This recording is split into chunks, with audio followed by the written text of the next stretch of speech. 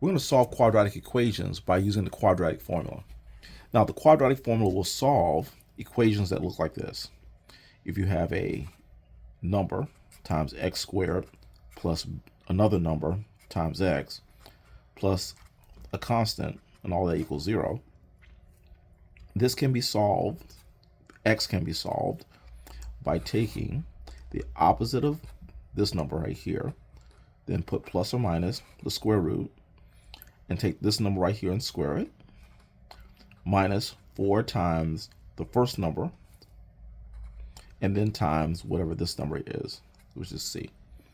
And then take all of that and divide it by 2 times the first number here, a. This will solve this quadratic and tell you what numbers x will be. So let's figure out what the a, b, and c here are. A represents the number in front of x squared. So a here is a 16. B represents the number that's on x. Since there's no x, we assume that the b number is 0. And c is any constant that's left over. And the constant that's left over is negative 25. So we'll put that here, negative 25. Okay, so we're going to put these numbers right here into the formula. Now, I'm going to have to write a little smaller to get them in there, but then the next step, I'll make them larger. So first, let's see, let's start with this one right here. So we need b, and b is going to be the 0. So 0 goes here, and then this is going to be b as well. So 0 goes there. The next, a, so we'll put a 16 here. And next we need c, so we'll put a negative 25 here. And underneath we need an a, so the 16 will go there. So let me make that a little larger so you can kind of see what's happening. So we have a negative 0, then plus or minus 0 squared, minus 4, the 16, and the negative 25. Make that a little longer. And over 2 times the 16. All right, let's start with expansion. This will become 0 times 0. Well, the opposite of 0, since 0 is neither negative or positive, we just have 0 there. And the square root here. And 0 squared is actually 0 times 0, then minus 4. There's a 16. Oops. It's a poorly written 16. And then the negative 25. All over 2 times a better written 16. Okay. I'm leaving the 0 there just temporarily so you can kind of see what's happening. But we'll eventually add it and it'll go away. All right, multiplication. 0 times 0 is 0. Here we have a 4, 6, and a 25. That's going to be, 16.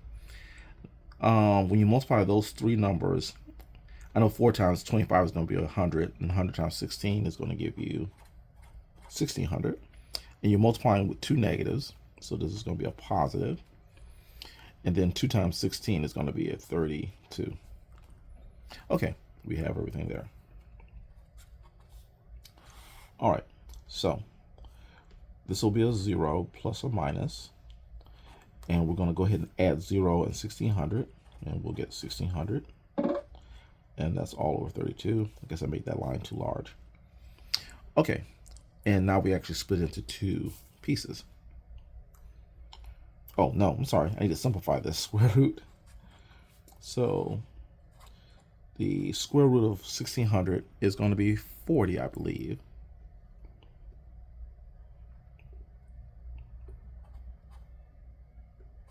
Yeah, it's going to be 40. And that's all over 32. So what we have is a plus or minus. So 0 and 40 is just plus or minus 40 over 32. And now that breaks into 2 pieces. X equals positive 40 over 32. And x equals a negative 40 over 32. And let's start simplifying. 40 over 32 can be simplified by dividing by, so what's the greatest number we can divide it by?